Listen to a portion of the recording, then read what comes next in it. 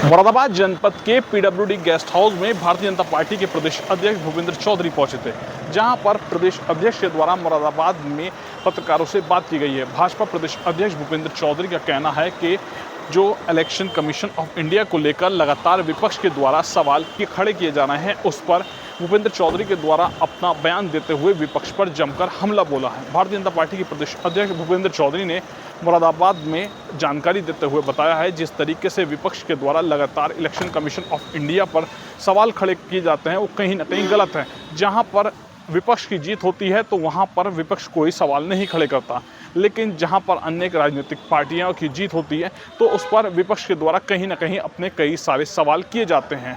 वहीं जब भाजपा प्रदेश अध्यक्ष भूपेंद्र चौधरी से जानकारी की गई तो बताया गया है, लोकतांत्रिक संस्थाओं को कमजोर करने का प्रयास कर रहा है।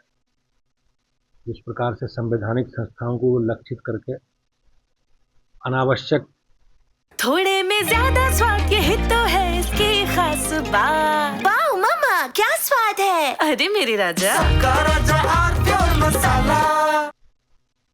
आरोप पर प्रत्यारोप कर रहे हैं, वो निश्चित रूप से जनादेश का एक अपमान कर रहे हैं। जनता के मत का अपमान करने का काम विपक्ष कर रहे हैं। आपने देखा होगा कि सबसे ज्यादा लोकतंत्र को अगर किसी ने कमजोर करने का काम किया तो समाजवादी पार्टी ने, कांग्रेस पार्टी ने किया।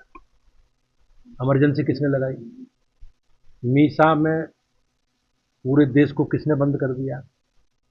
और आप देखेंगे कि किस प्रकार से कन्नौज में समाजवादी पार्टी ने 2012 में श्रीमती डिंपल यादव को निर्विरोध चुनाव जिताया, किसी को नामांकन तक नहीं करने दिया। तो ये पिछले चुनावों से जिस प्रकार से माननीय मोदी जी के नेतृत्व में, योगी जी के नेतृत्व में लोगों का विश्वास भारतीय जनता पार्टी की कल्याण, गरीब कल्याण की नीति और नेतृत्व के प्रति लोगों का विश्वास है, उससे ये बौखला करके इस प्रकार से संवैधानिक संस्थाओं को अपमानित करने का काम कर रहे हैं। और ये निश्चित रूप से देश के लोकतंत्र के हित में नहीं है। महाभियोग लाने की बात कर रहा है, चुनाव के खिलाफ महाभियोग लाया है। मैंने जैसे कहा कि ये लोग, अभी आप देखेंगे जब परिणाम इनके अनुकूल आएंगे तो ये कुछ नहीं कहेंगे। इसी इलेक्शन कमीशन ने अभी विधानसभा के चुनाव हुए, आपने देखा होगा झारखंड में उनकी पार्टी की सरकार बनी है, कर्नाटक में ये जीते हैं, तेलंगाना में जीते हैं। तो लगातार लोकतंत्र है, लोकतंत्र में जनता अपने का निर्णय अंतिम है, वो किसी को जिताती है, किसी को हराती है, ये उसका विशेष अधिकार है लोकतंत्र में। और इस प्रकार से लोकतंत्र में जनादेश का अपमान करना, ये विपक्ष का जो चरित्र बन गया है, ये निश्चित रूप से मैंने जैसे कहा लोकतंत्र के इसमें नहीं। ऐसा फोटो ट्रेंड कर रहा है सुबह से, राहुल गांधी को पीएम की कुर्सी बैठा दिखाया जा रहा है, भारी ट्रेंड कर रहा है। अब सपने देखने का अधिकार सबको, ये जनता को निर्णय करना है कि किसे देश की बागडोर सौंपनी है, किसे क्षेत्र की सौंपनी है। लेकिन ये लोग हताश हैं और निराश हैं जिस प्रकार से भारतीय जनता पार्टी की, मोदी जी की लोकप्रियता बढ़ी है। उसके आधार पर मैं निश्चित रूप से कह सकता हूं कि फिलहाल इनकी कोई संभावना नहीं है, केवल सपने देखने हैं। सपने देखने का अधिकार सबको है। सरकार के तीनों विधेयकों को लाने की बात चल रही है, उसका लगातार विरोध चल रही है, किस तरह से देखते हैं? अब सरकार जिन भी विधेयकों को सरकार लाई है वो वर्तमान परिस्थितियों में देश के, समाज के हित में, और लोकतंत्र में जनता ने हमें चुना है तो जनता की अपेक्षा के अनुसार हमें उन सब विषयों पर काम करने का अधिकार देश की जनता ने दिया है। वैसे राहुल गांधी बार बार चुनाव आयोग के अधिकारियों के साथ से धमका रहे हैं कि अगर हमारी सरकार आएगी, चाहे वो रिटायर हो जाएंगे, उसके बाद भी उनको नहीं छोड़ा जाएगा, उनकी जांच की जाएगी।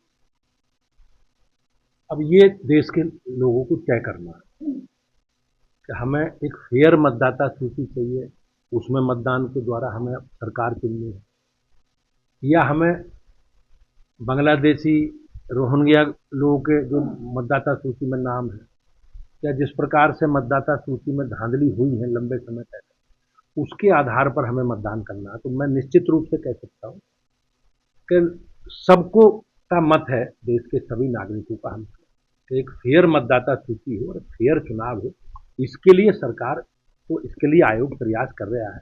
अगर किसी को कोई आपत्ति है तो संवैधानिक जिम्मेवारी है, दायित्व है, और वो अपनी शिकायत एफिडेविट सहित दे सकते हैं। उन विषयों के बारे में आयोग की राय आपने हमने सबने देखी है, लेकिन ये लोग संवैधानिक व्यवस्थाओं में नहीं चलेंगे। सुप्रीम कोर्ट भी है हमारे यहाँ देश में, न्यायपालिका स्वतंत्र है और न्यायपालिका में सबकी आस्था है, सबका विश्वास है।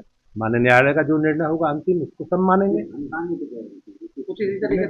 निश्चित रूप से ये इनका जो चरित्र है, ये इनका स्वभाव है समाजवादी पार्टी का और कांग्रेस पार्टी का।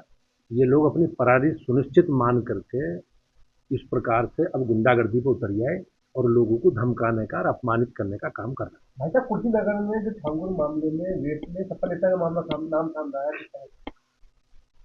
तो जो भी दोषी जिन्होंने अनैतिक काम किए हैं और अनैतिक कामों में जिनकी संलिप्तता पाई जाएगी, सरकार बगैर किसी भेदभाव के उनके खिलाफ विधि सम्मत कठोर कार्रवाई करेगी।